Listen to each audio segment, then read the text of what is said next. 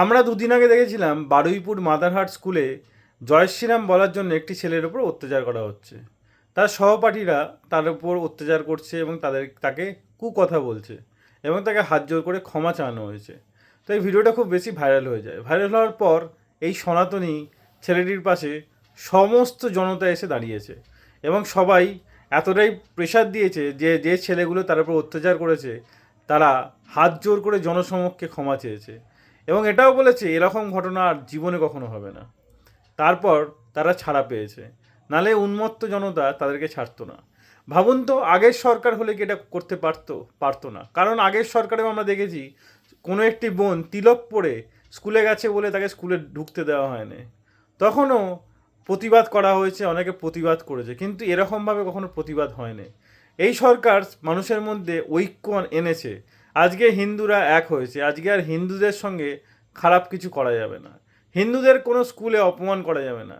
কোনো স্কুলে জয় শ্রীরাম বললে তাদের বিরুদ্ধে খারাপ কিছু বলা যাবে না। আজকে হিন্দুরা এক হয়েছে।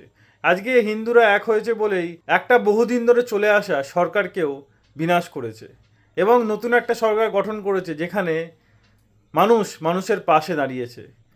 আমরা সবসময় এই ঐক্যবদ্ধই চেয়েছিলাম। আমরা চেয়েছিলাম হিন্দুরা এইভাবেই জেগে উঠুক এবং হিন্দুদের সঙ্গে যদি কখনো কোথাও কোনো খারাপ কিছু হয় সবাই মিলে একতা হয়ে ঝাঁপিয়ে পড়ুক এবং তার বিচার সবার সামনে নিয়ে আসুক। সেটাই আজকে হয়েছে।